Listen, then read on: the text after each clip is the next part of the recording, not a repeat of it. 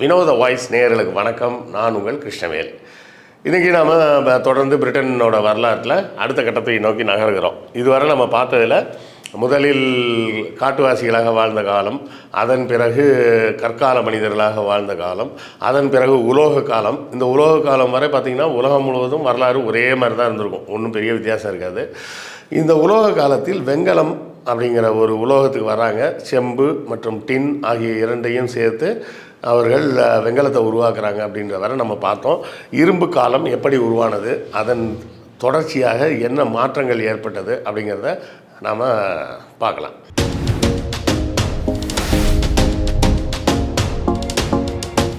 நாம் மனிதர்கள் நெருப்பை பயன்படுத்தினார்கள் அப்படிங்கிறத நம்ம பார்த்தோம். முதலில் நெருப்பு என்பது உணவு சமைப்பதற்கும் குளிரிலிருந்து தன்னை பாதுகாத்து கொள்வதற்கும் வெளிச்சத்தை தருவது, இந்த 3 விஷயத்துக்கு தான் நெருப்பு பயன்பட்டது.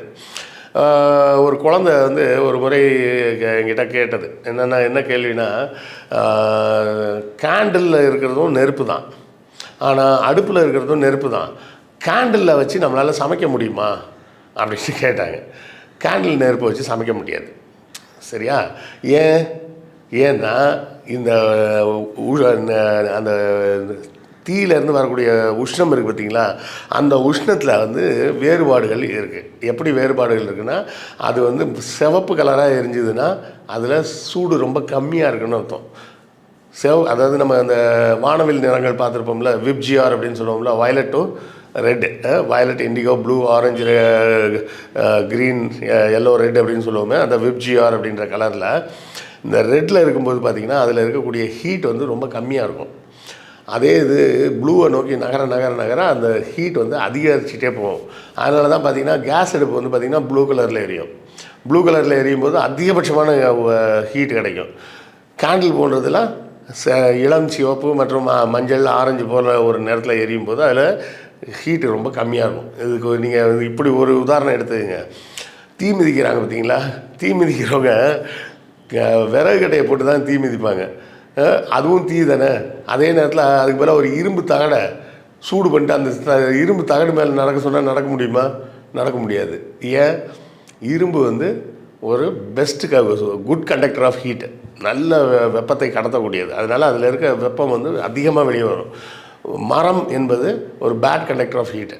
அதனால தான் நம்ம மரத்தை மரக்கட்டையில் ஏறி நின்றுட்டு கரண்ட்டை தொட்டோம்னா நமக்கு ஷாக் அடிக்காது அப்படின்னு சொல்லுவாங்கல்ல, அதுக்காக தான். அதனால தான் மரத்திலிருந்து கிடைக்கக்கூடிய உஷ்ணம் ரொம்ப கம்மி. சரி, இப்போது இந்த கதையெல்லாம் எதுக்கு சார் அப்படின்றீங்களா?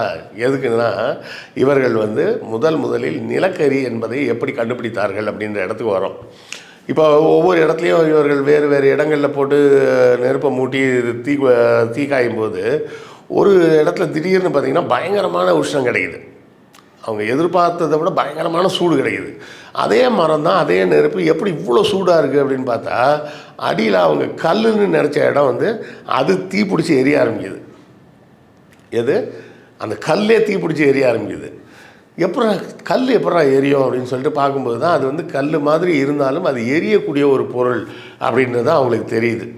அப்போ இந்த எரியக்கூடிய பொருளை வைத்து நிறைய உஷ்ணம் கிடைக்குது அப்படின்னு சொல்லி இதை பயன்படுத்தி என்ன செய்யலாம் அப்படின்னு பார்க்குறாங்கன்னா, இதே போல தான் பழையபடி. அதாவது மனிதன் என்ன பண்ணுவான், ஒரு வேலையை இன்னும் கொஞ்சம் வேகமாக செய்ய ட்ரை பண்ணுவான். அப்போ இந்த செம்பு மற்றும் டின் போன்ற உலோகங்களை உருக்குவதற்கு அவன் மரத்தை தான் எல்லாம் பயன்படுத்தியிருக்கான். மரத்தில் கிடைக்கிற ஹீட்டை விட இதில் நிறைய ஹீட் கிடைக்கும்ன்றது தெரிஞ்ச உடனே இதை வச்சு அந்த உலோகத்தை உருக்கக்கூடிய வேலைகளை செஞ்சு பார்க்கும்போது இன்னும் வேகமாக வேலை நடக்குது. இப்படி பார்க்கும்போதே அவனுக்கு என்ன தோண ஆரம்பிக்குது, ஏதோ அந்த மண்ணை போட்டு நெருப்பில் போட்டு உருக்குனா வேறு ஒரு உலோகம் கிடைக்குது அப்படின்றது தெரியுது. அப்போ இதே போல் தானே வேறு வேறு மண் தாதுக்களை போட்டு உருக்கி பார்க்குறான். அப்படி இந்த சார்கோல் கோல், நிலக்கரி கிடைக்கும்போது அந்த நிலக்கரியை பயன்படுத்தி பண்ணும்போது ஒரு உலோகத்தை அவன் பார்க்குறான். அந்த உலோகம்தான் இரும்பு.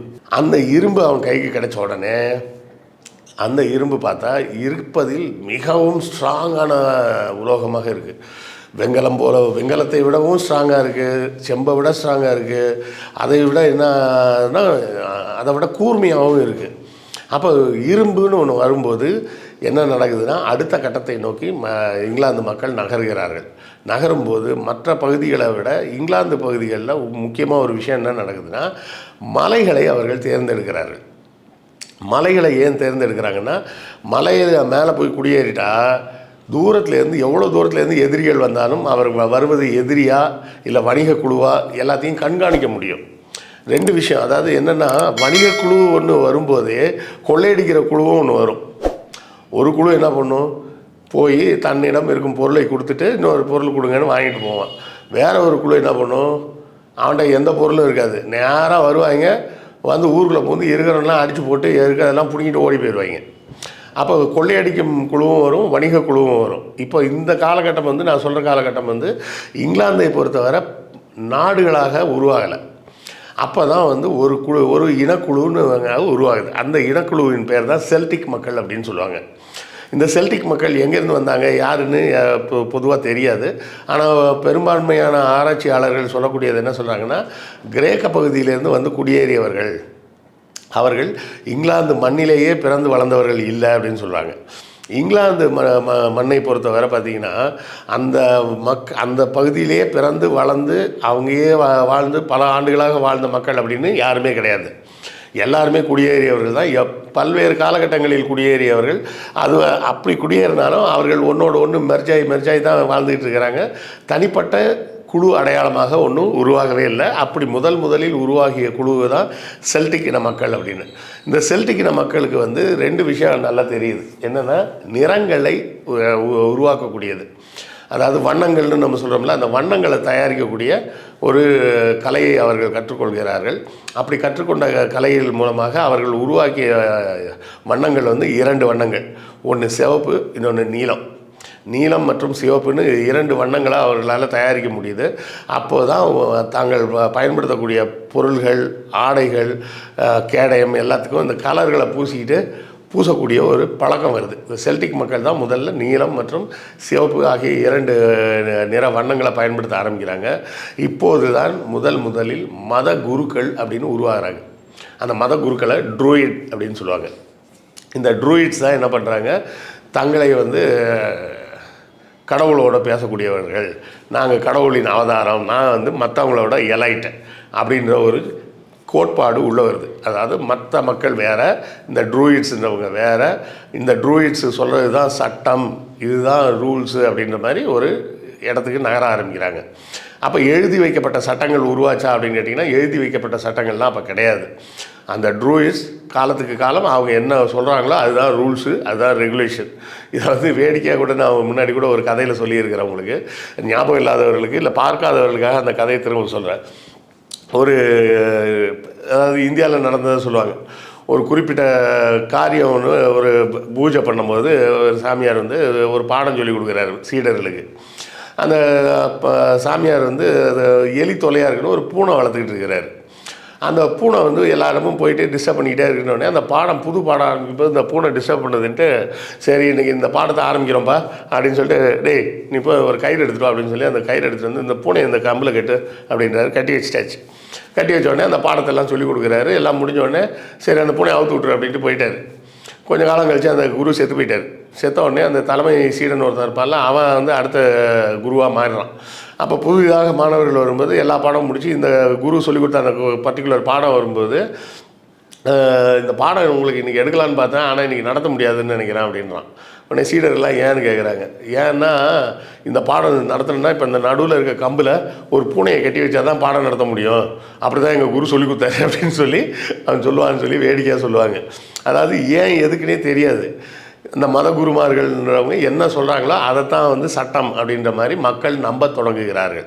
நான் ஆரம்பத்திலே சொன்னது தான், மக்கள் வந்து நாம் நாகரிகம் அடைந்த மனிதர்களாக மட்டும் அல்லாமல் ஒரு சொசைட்டியாக நம்மளால் எப்படி வாழ முடியுதுன்னா, பொதுவாக ஏற்றுக்கொள்ளப்பட்ட ஒரு நம்பிக்கை அப்படின்ற ஒரு விஷயத்தை ஏற்றுக்கிறோம். அந்த நம்பிக்கையின் அடிப்படையில் தான் அந்த இனக்குழு உருவாகுது. இந்த செல்டிக் இன மக்களும் இப்படி தான் உருவாகிறார்கள். ஒரு இனக்குழுவாக உருவாவதற்கு முதலில் அவர்களுக்கு எது கிடைக்குதுன்னா, ஒரு மத குரு ட்ரூயிட் அப்படின்ற அந்த மக்கள் தான் உருவாகிறாங்க. இந்த காலகட்டத்தில் இங்கிலாந்தில் பார்த்திங்கன்னா பெண்கள் ஆண்கள் அப்படின்ற பாகுபாடு இல்லாமல் எல்லாரும் சமமாக தான் வாழ்கிறாங்க. அதுக்கு உண்டான ஆதாரங்கள்லாம் இருக்குது. இந்த ஆதாரங்கள் மட்டும் இல்லாமல் இதை தவறு அப்படின்னு பக்கத்தில் உருவாகி இருந்த ரோமாபுரி பேரரசு சொல்கிறது. ரோமாபுரி பேரரசுனால் அப்போ ஜூலியஸ் சீசர்லாம் வரல, அதுக்கு முன்னாடி உள்ள ரோம். அந்த ரோம் உருவாகக்கூடிய காலகட்டமும் இங்கே இங்கிலாந்தில் இந்த செல்டிக் இன மக்கள் வாழ்ந்துக்கிட்டு இருந்த காலகட்டமும் ஒரே காலகட்டம். அவர்கள் என்ன சொல்கிறாங்கன்னா, இந்த இங்கிலாந்து நாட்டில் இப்படி பெண்கள் சமமாக நடத்தப்படுவது அராஜகம் அப்படின்றாங்க. இது என்ன சார் அராஜகம் அப்படின்றீங்களா? அவர்களை பொறுத்தவரை பெண்களை அடிமையாகத்தான் வைத்திருந்தார்கள் ரோம் நாட்டில். அப்போ ரோம் நாட்டில் பெண்களை இரண்டாம் தர குடிமக்களாக நடத்தும்போது இங்கிலாந்தில் பெண்கள் சமமாக பார்க்கப்பட்டது அவர்களுக்கு அராஜகமாகவும் அநீதியாகவும் தோன்றியது என்பது ரோம் நகரத்து குறிப்புகளிலிருந்து தெரியுது. இப்போதும் கூட இங்கிலாந்து நாட்டில் எழுதி வைக்கப்பட்ட வரலாற்று ஆவணங்கள் கிடைக்கல. ஏன்னா இந்த ட்ரூயிட் அப்படின்ற மதகுருகள் என்ன பண்ணுறாங்கன்னா, எழுதி வச்சா அதோட புனிதம் போயிடும், நாம் சொல்கிறது தான் சட்டமாக இருக்கணும், அதை தாண்டி யாரும் யோசிக்கக்கூடாதுன்ற மாதிரியே அந்த இங்கிலாந்தை சேர்ந்த செல்டிக் இன மக்களை அப்படியே தங்கள் கட்டுப்பாட்டில் வைத்திருக்கிறார்கள். இந்த காலகட்டமும் பார்த்திங்கன்னா கலாச்சார ரீதியாக இங்கிலாந்து வெளிப்பகுதியிலிருந்து எந்த தாக்கமும் இல்லாமலேயே வாழ்ந்து கொண்டிருந்த காலம். ஆனால் இந்த காலகட்டம் வரதான் இங்கிலாந்து வெளி கலாச்சாரத்தோட தாக்கம் இல்லாமல் வாழ்ந்தாங்க. ஆனால் இதற்கு பிறகு வரக்கூடிய காலகட்டம் முழுவதும் பார்த்திங்கன்னா இங்கிலாந்து தொடர்ச்சியாக பல்வேறு கலாச்சாரங்களின் படையெடுப்புகளின் நிலமாகத்தான் மாறிச்சு. 1-2 கிடையாது. முதலில் ரோம், அப்புறம் ஆங்கிலோ சாக்சன்ஸு, ஜெர்மானிக் பீப்புள், அப்புறம் டேனிஷ் பீப்புள்னு திரும்ப திரும்ப திரும்ப திரும்ப படையெடுப்புகள் இங்கிலாந்து மீது தொடர்ந்து நடந்தது. அதெல்லாம் என்னன்றதை வரக்கூடிய எபிசோடுகளில் இன்னும் விரிவாக பார்க்கலாம். இப்போ தான் கொஞ்சமாச்சும் பிரிட்டனுக்குள்ளே வந்திருக்கீங்க சார் அப்படின்றீங்களா? வேறு வழி கிடையாது. எடுத்தோடனே ஆரம்பித்தோம்னா தலையும் இல்லாமல் வாலும் இல்லாமல் நான் செல்டிக்னு ஆரம்பித்தேன்னா அப்போ செல்டிக்கு முன்னாடி என்ன இருந்ததுன்னு கேட்பாங்க, அதுக்கு முன்னாடி என்ன இருந்ததுன்னு கேட்டுக்கிட்டே இருப்பாங்கல்ல. அதனால் நம்ம பிளஸ்டோசியின் காலத்தில் தொடங்கி ரோம் வர இப்போ வந்துட்டோம். இன்னும் வரக்கூடிய எபிசோடுகளில் அடுத்தடுத்து என்ன நடக்குது, இங்கிலாந்து எப்படி மாற்றி வடிவமைக்கப்படுகிறது, மொழி இனக்குழுக்களாக எப்படி அவர்கள் மாறுகிறார்கள் அப்படிங்கிற விஷயத்தெல்லாம் இன்னும் விரிவாக வரக்கூடிய எபிசோடில் பார்க்கலாம். இதுவரை பார்த்ததில் உங்களுடைய கருத்துக்கள் என்னன்றதை கமெண்ட்டில் சொல்லுங்கள், நானும் தெரிஞ்சுக்கிறேன். அடுத்த காணொளியில் சந்திப்போம். நன்றி, வணக்கம்.